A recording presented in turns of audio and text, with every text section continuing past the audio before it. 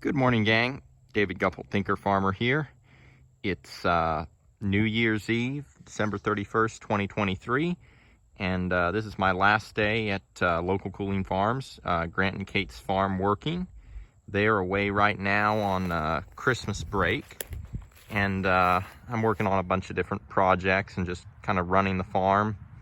They get their kind of a break and go up and see Kate's side of the family. I was home with family beginning of last week and spent some time with them. I'm gonna go back home. Got a corral here, a pig corral.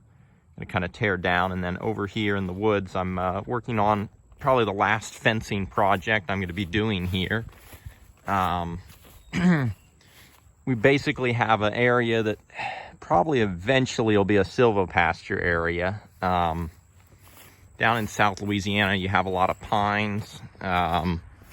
Depends on where you are exactly. More pines in North Louisiana, and then you got some hardwood trees. Right now on the this fence, it's going to be another 3-strand fence, and then on the outside of it, this isn't a perimeter fence. Our perimeter fence is well, I'll get to that. It's over next to the road. But anyway, on the outside, we've got basically a creek or ditch that runs through the property, and over across there is an area that's eventually going to be silvopasture. We're using it for raising pigs right now, and right now there aren't any pigs there. We finished them and took them to the processor. So I've got my last little stretch in here to put in. I'm going to end up using some T-posts because fiberglass is not readily available, and the PVC recycled substitutes you could get from Timeless Fence are cost prohibitive, and or in other words, they're more expensive. So I've already got my corners in, and of course here's our 5-strand perimeter fence, and high tensile, of course. And I'm gonna put in this last stretch this morning, and then I'll go ahead and show y'all what I've been doing. Some of the fencing putting in.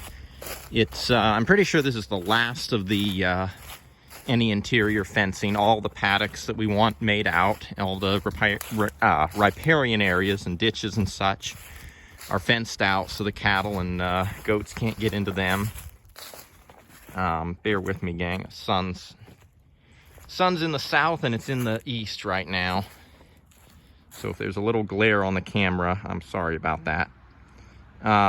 This particular stretch of fence had a lot of ups and downs, so I used more T-posts than I really wanted to. I'm always I personally would probably try to find a smaller wooden post and just use that over the T-posts. I know T-posts are easy to install, and I know Timeless Fence is expensive and fiberglass is hard to come by, but I'd probably go with all wooden posts. And these the 4.5-foot Timeless are super inexpensive. Those are pretty easy. Yeah, I would probably go with a smaller wooden post, like a 2 or 3 inch. Probably a 3 or 4 inch diameter. 2 inch would be, I mean, anything that size is too small, but you can buy the 4 inch diameter and use those as boss posts for your corners and your, you know, like your 45 angles and your, any of your ups and downs and divots and such. For those of you that don't know, anytime you have a elevation change in a fence, that's what we just walked through. Anytime you got an elevation change, you need to put something more substantial than a Timeless post. Otherwise, the post will end up getting pulled down into the soil or yanked up, depending on, you know, how much tension you got on the post and where it's at. And this fencing, this has been in a while. I put that in, I guess, 2-3 months ago. And across here, the ground was pretty level next to greenhouse that's been, I say a greenhouse, a hoop house that's been built. And so we just put in this is a pretty simple fence to put in. Anytime you have level, flat, open ground, that's always ideal. Fences are straight, they're simple, they're easy to put in. Fencing goes 2 to 3 times as fast if you got level ground, so you always do that when you can.